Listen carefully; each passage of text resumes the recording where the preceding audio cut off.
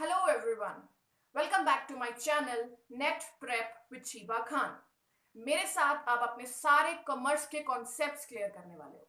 मेरा मोटिव सिर्फ net aspirants को हेल्प करना नहीं है, बल्कि आप कॉमर्स से रिलेटेड जितने भी टॉपिक्स आप अपनी लाइफ टाइम में पढ़ते हो, वो सारे टॉपिक्स मैं वन बाय वन आपके साथ डिस्कस करूंगी और आपके सारे छोटे से बड़े कॉन्सेप्ट्स क्लियर करूंगी. अब लास्ट वीडियो में हमने profit maximisation as an objective study किया था कि क्यों वो एक फेवरेबल ऑब्जेक्टिव नहीं होता. Now in today's video we are going to continue with this topic and discuss कि वेल्थ मैक्सिमाइजेशन एक फेवरेबल ऑब्जेक्टिव क्यों है.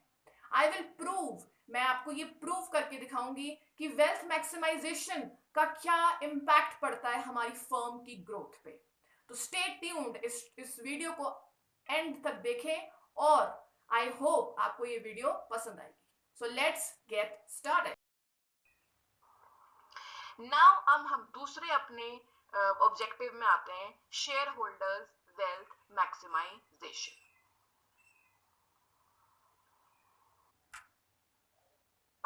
आपको पता ही है, हम +1 से पढ़ते आ रहे हैं या +2 से कि वेल्थ मैक्सिमाइजेशन जो है यूनिवर्सली एक्सेप्टेड एक ऑब्जेक्टिव है in the field of business. और इसमें वेल्थ क्या बोली गई है, जो जिन लोगों ने हमारी कंपनी का शेयर खरीदा है उनकी वेल्थ को हम यहाँ पे वेल्थ कंसिडर करते हैं. और यहाँ पे शेयर होल्डर्स की करंट वेल्थ क्या होगी, it is in the form is the product of number of shares owned. ये बच्चे x ने ये मल्टीप्लाई है, मल्टीप्लाई को गलती से x लिखा गया है, multiply with the current stock price पर शेयर. एक शेयर होल्डर ने जितने शेयर्स खरीदे हैं, जब हम उसको स्टॉक प्राइस पर शेयर से मल्टीप्लाई करते हैं, वो मानी जाती है एक शेयर होल्डर्स की एक्चुअल वेल्थ.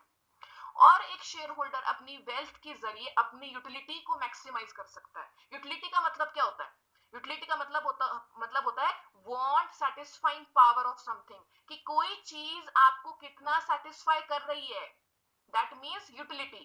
तो जितनी ज्यादा आपके पास वेल्थ होगी, ऑटोमेटिकली आप अपनी यूटिलिटी को उतनी ज्यादा मैक्सिमाइज कर सकते हो. तो thus wealth maximisation is maximising shareholders utility.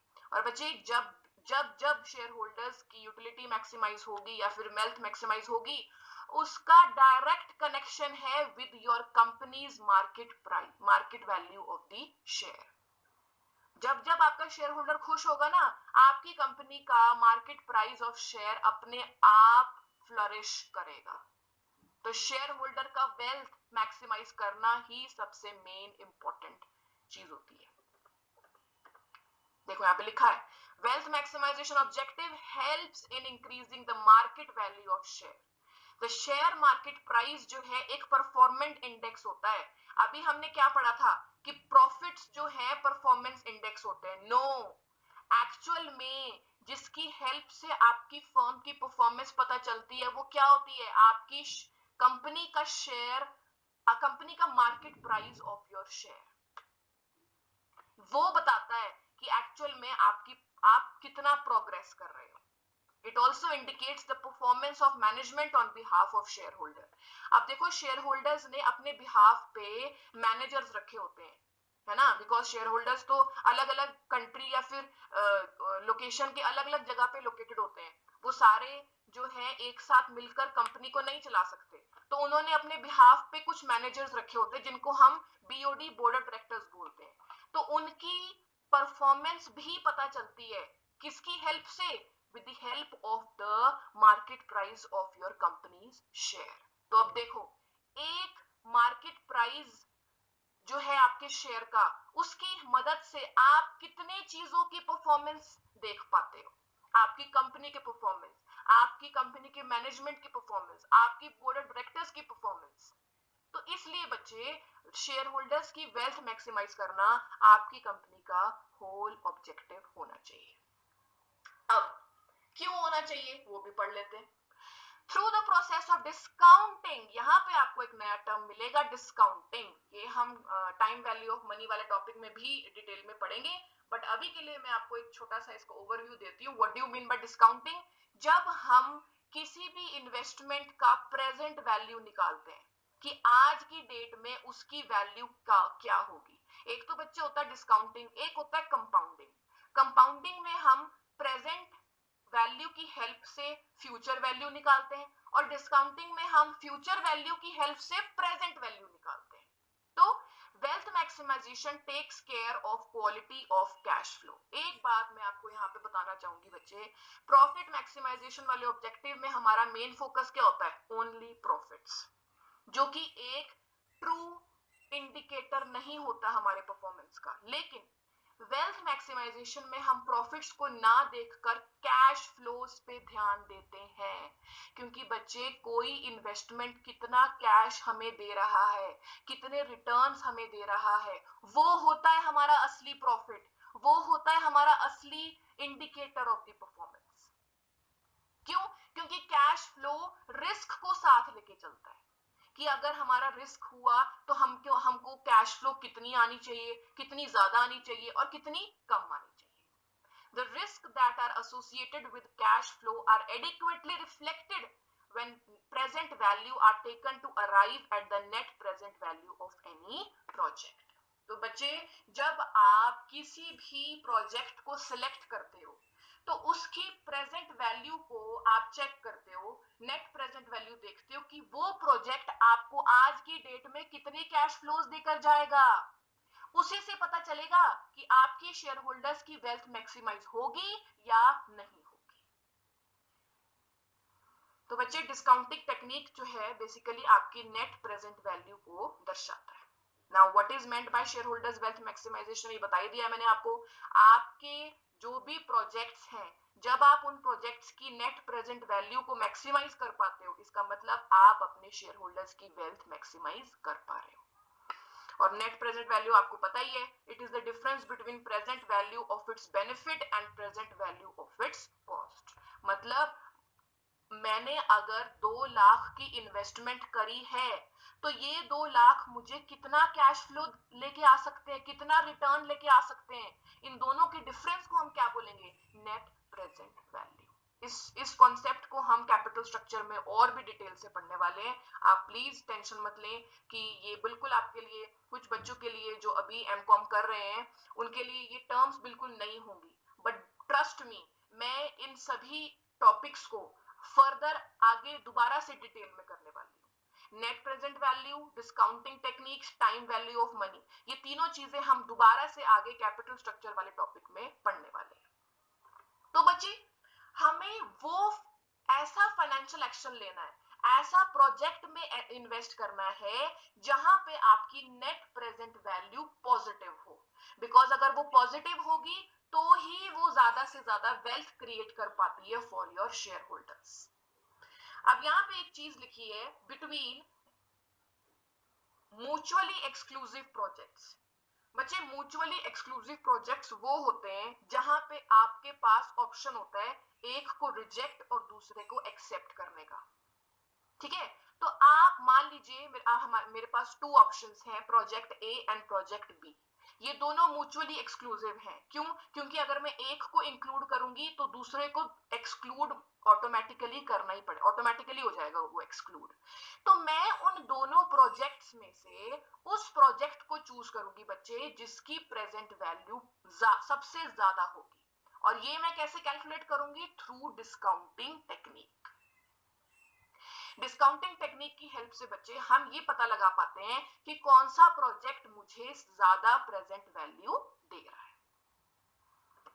देखो, NPV of a firms project जो है एडिटिव होते हैं नेचर में। एडिटिव का मतलब क्या है कि जब आप किसी 2 प्रोजेक्ट्स को ऐड कर रहे हो जिनकी प्रेजेंट वैल्यू कम है, तो उन दोनों को ऐड करके हमें एक ऐसा प्रोजेक्ट मिलता है जिसकी प्रेजेंट वैल्यू ज्यादा होती है। इसको बोलते हैं प्रिंसिपल ऑफ वैल्यू एडिटिविटी।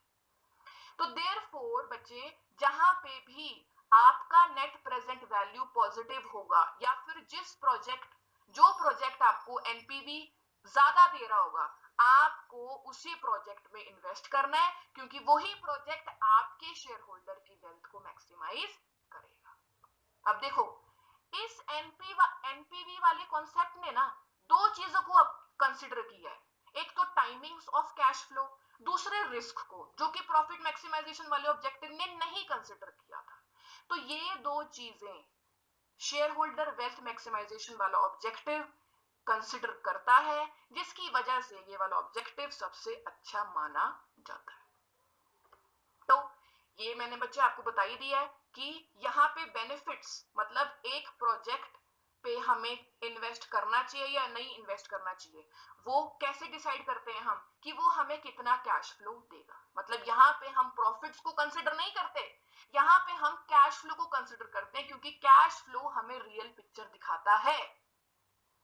ठीक है, तो from the share holders point of view, wealth created by the company through it's action कहां पे रिफ्लेक्ट होती है, आपकी कंपनी की market value of the share पे।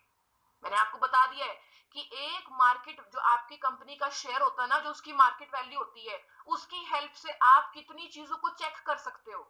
आप चेक कर सकते हो कि आपकी कंपनी की एफिशिएंसी कितनी है, आप चेक कर सकते हो आपकी कंपनी की परफॉर्मेंस, आपकी बीओडी, बोर्ड ऑफ डायरेक्टर्स की परफॉर्मेंस, ये सब चीजें आप चेक कर सकते हो अपनी कंपनी की मार्केट वैल्यू ऑफ शेयर से। अगर वो अच्छी जा रही होगी तो ऑटोमेटिकली आपकी वेल्थ भी बन रही होगी, ऑटोमेटिकली आपकी बीओडी भी अच्छी काम कर रही होगी, ऑटोमेटिकली आपकी कंपनी प्रोग्रेस करेगी। तो पॉइंट्स जो है फेवर ऑफ वेल्थ मैक्सिमाइजेशन, एक तो जो प्रॉफिट मैक्सिमाइजेशन में जितने भी ड्रॉबैक्स हैं, उन सभी ड्रॉबैक्स को ये ओवरकम कर देता है, और ये सभी लोगों के इंटरेस्ट के बारे में सोचता है। देखो, प्रॉफिट मैक्सिमाइजेशन में हम सिर्फ अपने इंटरेस्ट के बारे में सोच रहे हैं कि भाई एज अ बिजनेसमैन मुझे ज्यादा से ज्यादा प्रॉफिट अर्न करना है, लेकिन वेल्थ मैक्सिमाइजेशन में बच्चे हम अपने सप्लायर्स के बारे में भी सोचते हैं, अपने इन्वेस्टर्स या फिर फाइनेंशियर्स के इंटरेस्ट के बारे में भी सोचते हैं, अपने एम्प्लॉइज, अपने मैनेजमेंट, अपने कंज्यूमर, अपनी सोसाइटी।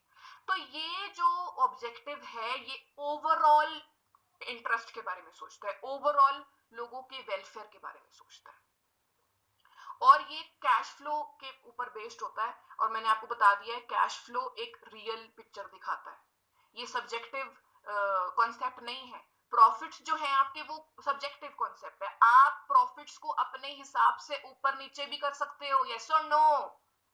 आपको पता है ये बात कि आप अपने प्रॉफिट्स को अपने अकॉर्डिंग, अच्छा कंपनी की परफॉर्मेंस को अच्छा दिखाने के लिए उसमें मैनिपुलेशन भी कर सकते हो, बट आप कैश फ्लो में कोई मैनिपुलेशन नहीं कर सकते बच्चे।